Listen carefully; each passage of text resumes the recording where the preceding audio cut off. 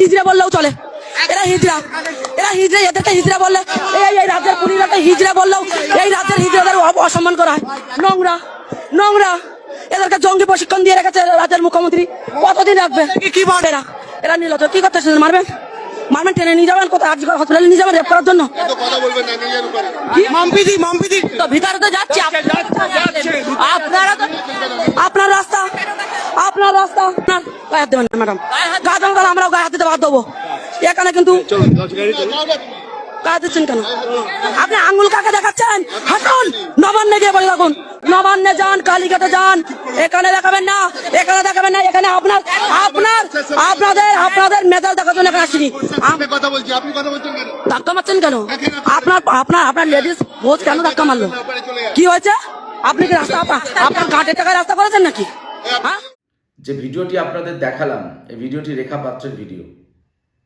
কম বেশি আজকের দিনে সোশ্যাল মিডিয়া এবং মিডিয়ার দৌলতে কম বেশি জানেন যে সেই রেখা পাত্র যাকে 2024-এ বসিরহাটের মতন একটা সন্ত্রাস কবলিত সংখ্যালঘু এলাকা বিশিষ্ট আসনে বিজেপি ক্যান্ডিডেট করেছিল।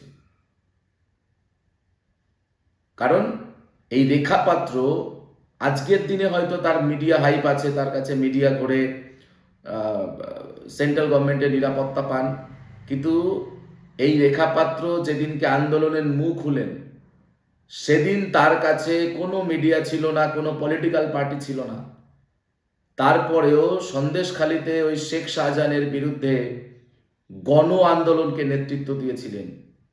সেটা কতটা সাহসের ব্যাপার হতে পারে ওই এলাকার মানুষের কাছে গিয়ে প্রশ্ন করুন, যারা একটা সময় ভেবে নিয়েছিল যে শেখ শাহজাহানের বিরুদ্ধে লড়াই করা মানে বেমত মৃত্যু, যারা রুটিন করে নিয়েছিল প্রতিদিন কোনো না কোনো এলাকা থেকে কোনো মেয়েকে তুলে নিয়ে গিয়ে পার্টি অফিস, হোটেল, কারোর বাড়িতে, পোড়ো বাড়িতে নিয়ে গিয়ে সারা রাত তার উপরে গণধর্ষণ করবে, এটাকে তারা রুটিন বানিয়ে ফেলেছিল।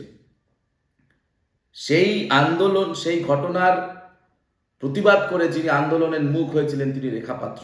সেদিন তার কাছে সিকিউরিটি ছিল না, সেদিন তার কাছে মিডিয়া ছিল না, সেদিন তার কাছে পলিটিক্যাল পার্টি ছিল না। ফলে রেখা পাত্র তিনি জানেন কিভাবে আন্দোলন করতে হয়, তিনি জানেন কিভাবে লড়াই করতে হয়। আরেকবার সেটা প্রমাণিত হলো গতকালকে নবান্ন অভিযানে। আমি স্যালুট জানাই রেখা পাত্রকে, এবং সত্যি ভাবতে ভালো লাগছে যে রেখা পাত্রর হয়ে আমি প্রচার করতে গেছিলাম। গতকালকেও আমি তার এই হাতে আমি রাখি পরিয়েছি। আমি জানি না যে তার বিপদে আমি কতটা পাশে দাঁড়াতে পারবো, কিন্তু নৈতিকভাবে প্রতিটি অত্যাচারিত বোনের পাশে দাঁড়ানো আমাদের দায়িত্ব। স্যালুট রেখা পাত্রকে।